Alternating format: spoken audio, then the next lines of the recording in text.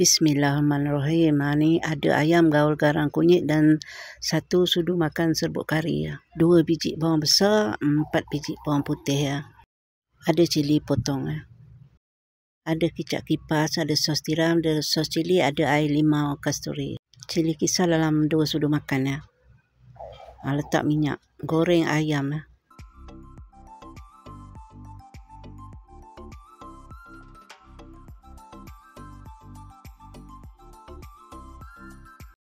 Digoreng hingga sedikit garing.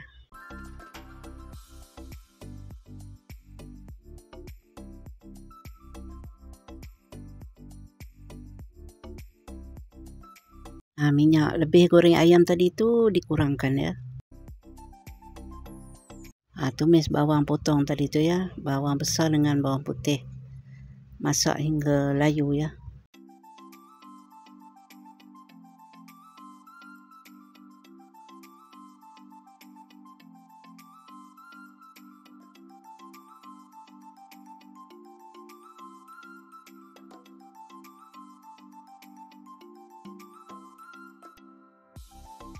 Bawang pun dah nampak layu, masukkan cili kisar tadi tu. Masukkan sos cili tu agak-agak 2 atau 3 sudu makan. Sos tiram tu 1 sudu makan saja. Tu kicap kipas udang ni manis tapi jangan letak banyak sangat, nanti gelap jadi masak kicap pula kan. Agak-agak lah gelapnya. Kalau kurang gelap boleh tambah kicap. Masukkan sedikit gula, serbuk perasa dan sedikit garam.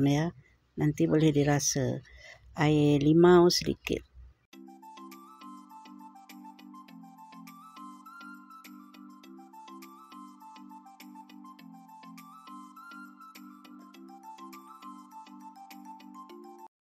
Bolehlah dirasa apa yang kurang.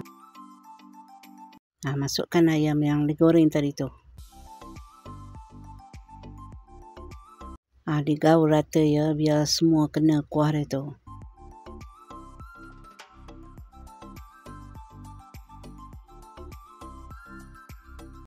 Kurang gelap apa tambah kicap lagi. Letak sedikit air untuk kuah sedikit. Masukkan cili potong tadi tu.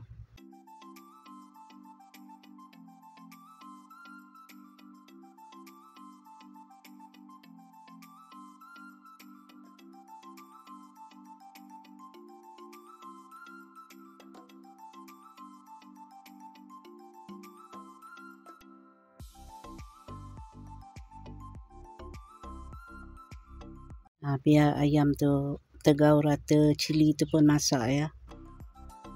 Assalamualaikum warahmatullahi wabarakatuh. Selamat berjumpa. Jumpa lagi di lain video. Bye bye.